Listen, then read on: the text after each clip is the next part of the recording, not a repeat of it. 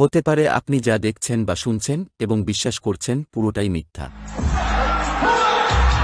বিশ্বাসে মিলায় বস্তু, তর্কে বহুদূর প্রবাদটি সম্পূর্ণ বৈজ্ঞানিক মাননের পরিপন্থী। মস্তিষ্কের বিলিফ সিস্টেম মানুষকে কোথায় নিয়ে যেতে পারে সেটাও একটি তর্কের বিষয়। সামনে ড্যান্স দেওয়াইতেছে, আবার কালকা দেখছে দুই মেয়ে দুই পাশে লাগাই দিছে, মাঝখান দা আমার লাগাই দিছে, হ্যাঁ নাচতেছে আমিও নাচতেছি।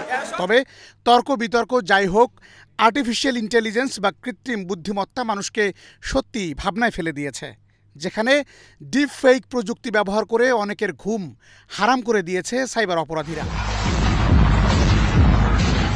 সাম্প্রতিক সময়ে সামাজিক যোগাযোগ মাধ্যমে এমন অসংখ্য গুণী ব্যক্তিকে নিয়ে ফানি কন্টেন্ট বানাতে গিয়ে অপরাধের চরম শিখরে পৌঁছে গেছে অপরিপক্ক ব্যবহারকারীরা, যেখানে দেখা যায় রাষ্ট্রপ্রধানদের মান সম্মান নিয়েও টানাহেঁচড়া শুরু হয়েছে। ভেরিফাই করা ছাড়া যদি ওনার অ্যাকাউন্ট হয়ে না থাকে, আপনার মন্ত্রণালয় এই বিষয়ে আমার বিশ্বাস যে বঙ্গবন্ধুর পরিবারের কারো নামে যদি এরকম অনুমতি ছাড়া করা হয়, এটা যত দ্রুত সম্ভব আপনারা ব্যবস্থা নেবেন কিনা। এই বিষয়গুলো আমাদের চোখে পড়েছে বিভিন্ন সময়, এবং আপনি যেটি বলেছেন যে বঙ্গবন্ধু পরিবারের বিভিন্ন ব্যক্তির নাম দিয়ে অনেকে অ্যাকাউন্ট খোলেন, এবং আপনি যেটি বলেছেন নিয়ন্ত্রণ নেই সাইবার সিকিউরিটি কিংবা গোয়েন্দাদের।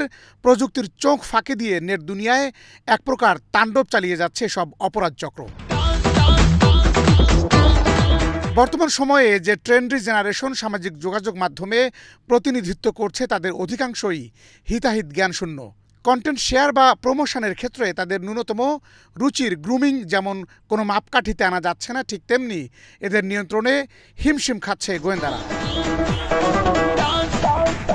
প্রায় বছর দুয়েক আগে মার্কিন র্যাপার লিল ইয়াকটি তার লাইভ কনসার্টে একটি ভিডিও আপলোড করে।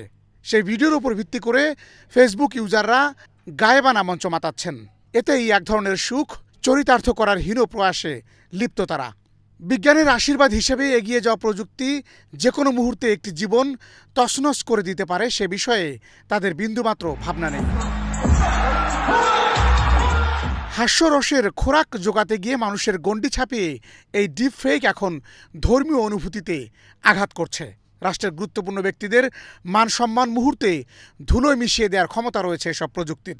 সরকারি নিয়ন্ত্রণ সংস্থা এখনই এর লাগাম না টানলে ভবিষ্যতে হয়তো আরও বড় ধরনের ক্ষতির মুখে পড়তে পারে এই ইন্ডাস্ট্রি। বাতেন বিপ্লব, এশিয়ান টেলিভিশন।